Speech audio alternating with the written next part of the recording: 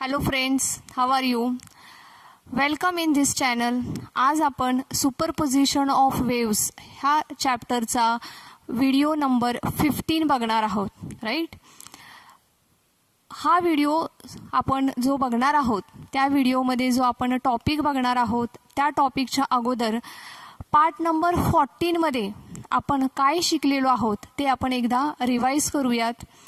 गेल्या व्हिडिओमध्ये आपण व्हायब्रेशन्स ऑफ स्ट्रिंग हा टॉपिक बघितला होता.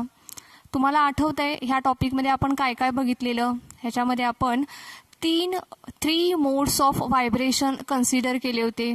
जो फर्स्ट मोड ऑफ व्हायब्रेशन आहे त्याला आपण फंडामेंटल मोड ऑफ व्हायब्रेशन असं म्हटलेलं होतं. सो त्याची आपण फ्रिक्वेन्सी फाइंड आउट केलेली. n is equals to 1/2L √T/m. n is equals to 1/2L √T/m. So students, this is the fundamental frequency of the vibrating string, right? T is the tension, m is the mass per unit length and L is the length of the string. ठीक आहे. So अशा पद्धतीने आपण vibrating स्ट्रिंगची fundamental frequency n ही find out केलेली होती. ठीक आहे. फंडामेंटल हा जो मोड आहे ह्या मोडमध्ये आपण बघितलं होतं there is only one loop आपण तयार झालेलं बघितलं होतं. 2 नोड्स 1 अँटी नोड अशी त्याची बाउंड्री कंडिशन होती. त्याच्यानंतर आपण सेकंड मोड ऑफ व्हायब्रेशन बघितला होता. Right. Now this in a second mode of vibration ह्याच्यामध्ये एकूण 2 लूप्स तयार झाले होते. राईट. 2 अँटी नोड्स आणि 3 नोड्स तयार झाले होते. त्याची फ्रिक्वेन्सी देखील आपण फाइंड आउट केली होती बघा. n1 is equals to 2n अशी फ्रिक्वेन्सी आपण फाइंड आउट केली होती. राईट. त्याच्यानंतर आपण थर्ड मोड ऑफ व्हायब्रेशन बघितलं होतं.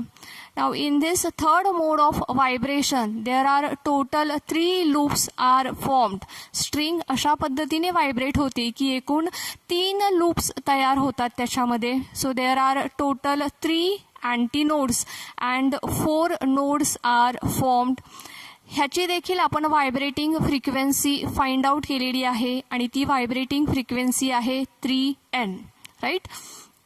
ह्याच्यानंतर जर का आपण पुढचे मोड्स ऑफ व्हायब्रेशन जर का कन्सिडर केले तर त्याची व्हायब्रेटिंग फ्रिक्वेन्सी आपल्याला मिळेल 4n, 5n, 6n, 7n and so on. Right.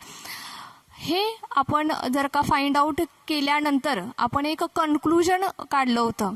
तुम्हाला आठवते कन्क्लुजन ते काय काढलं होतं आपण? ओके. सो आपण कन्क्लुजन असं काढलं होतं the string vibrates with all harmonics. ही जी व्हायब्रेटिंग स्ट्रिंग आहे ही स्ट्रिंग कशी होते त्याच्यामध्ये काय आहे तर all harmonics are present in the frequency of vibrating string. Right. ह्या टॉपिकच्या नंतर आपण जो आजचा टॉपिक बघणार आहोत तो आहे लॉज ऑफ व्हायब्रेटिंग स्ट्रिंग. ठीक आहे. सो आपण आजच्या टॉपिकला सुरुवात करूयात.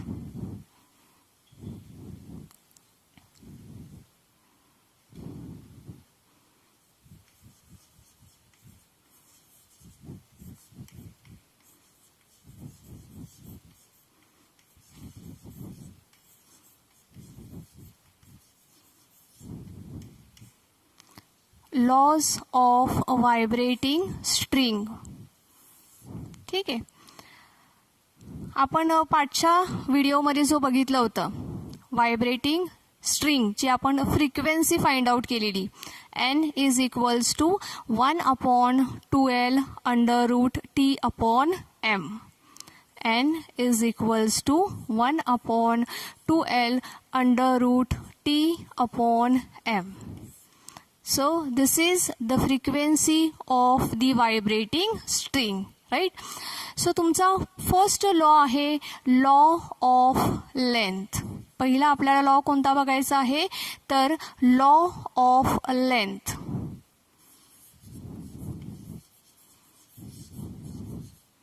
Law of length. ठीक आहे. सो लॉ ऑफ लेंथ आपल्याला काय सांगतोय, तर दी फंडामेंटल फ्रिक्वेन्सी एन. कोणती आहे fundamental frequency? N. The fundamental frequency of vibration of string. ठीक आहे, ही कोणाची फ्रिक्वेन्सी आहे, तर व्हायब्रेटिंग स्ट्रिंगची फंडामेंटल फ्रिक्वेन्सी आहे. Now this fundamental frequency of vibration of string is inversely proportional to the length. It is inversely proportional to the length when the tension and mass per unit length is kept constant. ठीक आहे, ही frequency कशी आहे, लेंथला inversely proportional आहे, right. आणि कधी inversely proportional आहे, तर Wien the tension and mass per unit length is kept constant. याचाच अर्थ असा की त्या स्ट्रिंगला आपण जे टेन्शन लावलेलं आहे ते टेन्शन आणि स्ट्रिंगचा मास पर युनिट लेंथ हा ज्यावेळेस कॉन्स्टंट असेल त्यावेळेस ही जी फंडामेंटल फ्रिक्वेन्सी आहे, this fundamental frequency is inversely proportional to the length and this is called the first law of length. ठीक आहे, पुन्हा एकदा आपण रिपीट करूयात.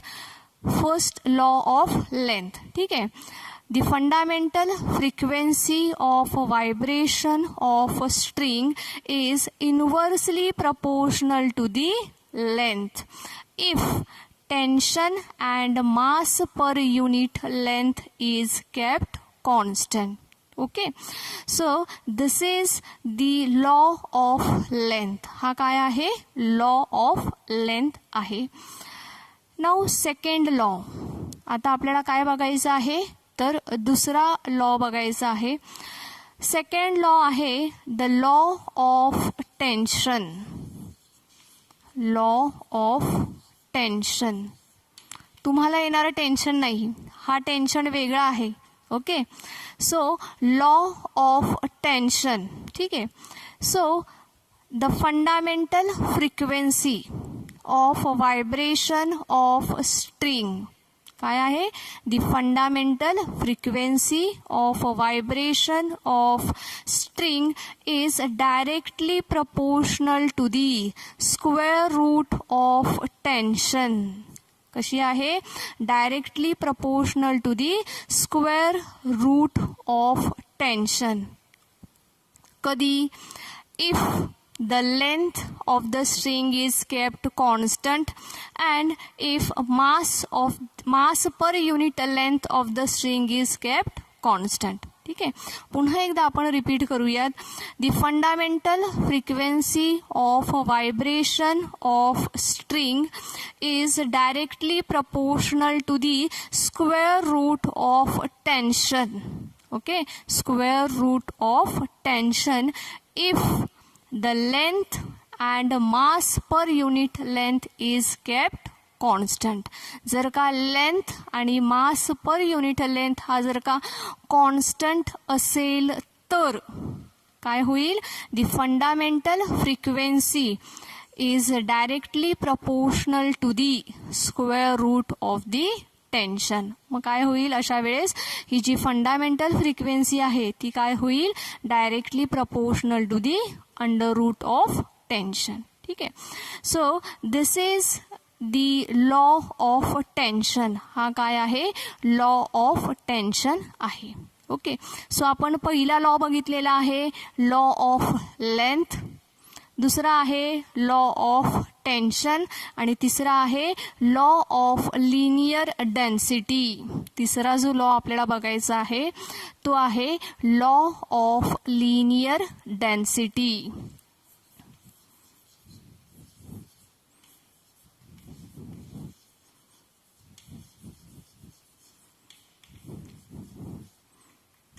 Law of linear density, right. So law of linear डेन्सिटीमध्ये बघा, the fundamental frequency n of the vibration of the string. जी string vibrate होते ह्या व्हायब्रेटिंग स्ट्रिंगची जी फंडामेंटल फ्रिक्वेन्सी आहे एन. ठीक आहे, is inversely proportional to the under root of m. Is inversely proportional to the under root of m. कोणाला inversely proportional आहे तर स्क्वेअर रूट ऑफ m. आता हा m म्हणजे काय आहे तर mass per unit length. Mass per unit length म्हणजेच काय तर लिनियर डेन्सिटी. ओके, सर्वांना क्लिअर होतंय का? अवघड आहे थोडंसं पण व्यवस्थित समजून घ्या. Linear density, linear density linear density is equals to काय आहे तर मास पर युनिट लेंथ. काय आहे लिनियर डेन्सिटी म्हणजेच काय m. ओके, m म्हणजे काय आहे मास पर युनिट लेंथ आहे. ओके, नाउ मास म्हणजेच काय आहे आपण शिकलेलो आहोत. मास इज इक्वल्स टू काय आहे volume into density.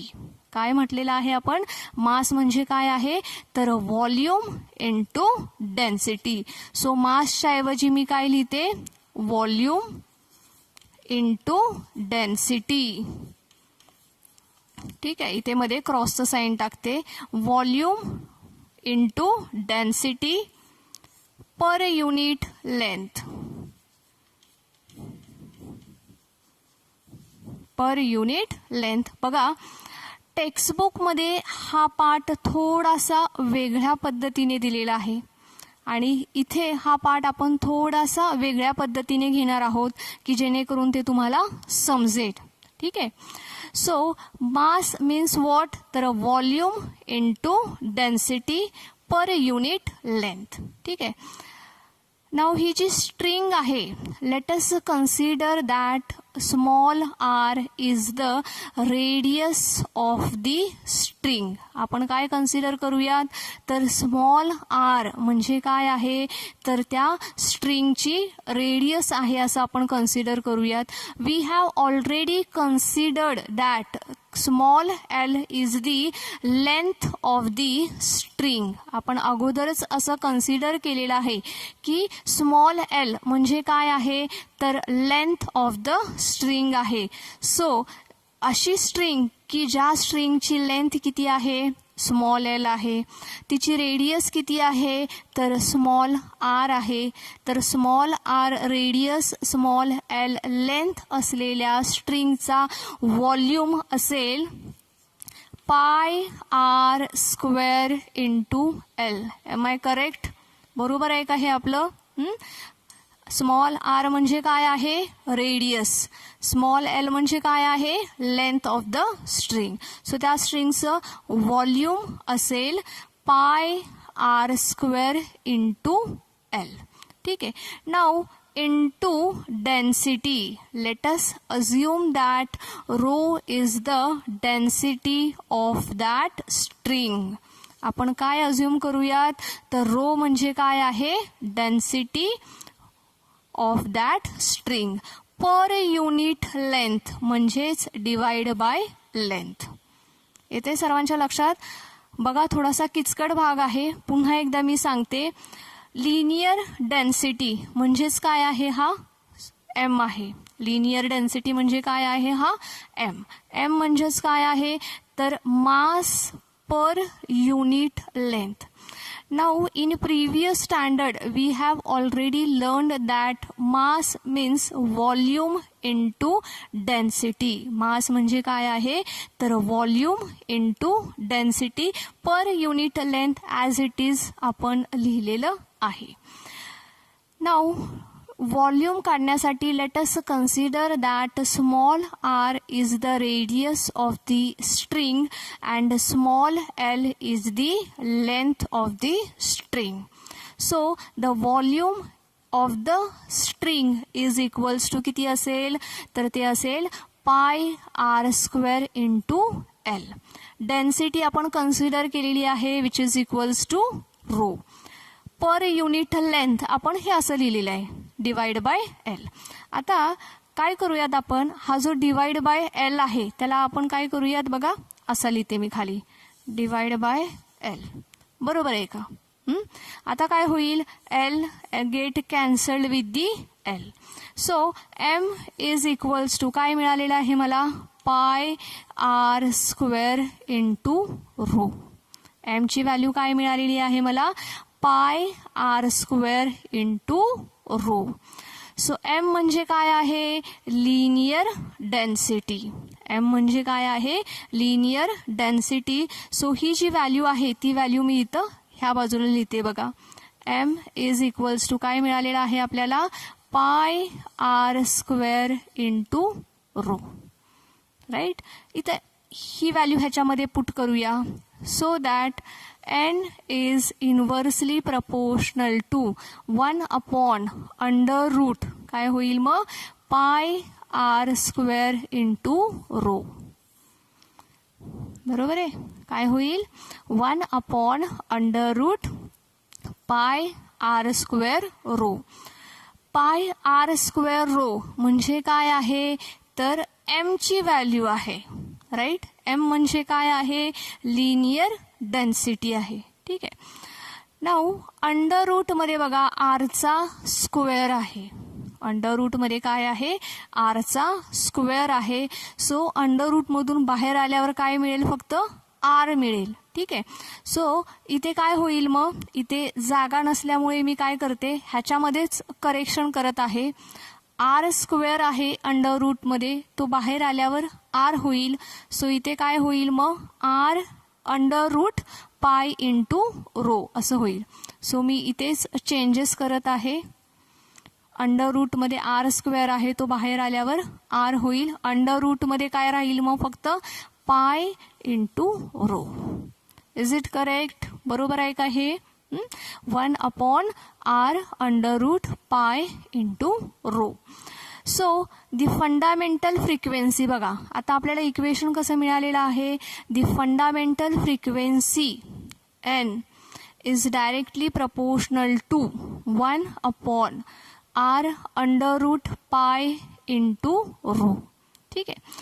Now from this expression आपण काय सांगू शकतो, आपल्याला काय समजते, the fundamental frequency n is inversely proportional to the radius of the string.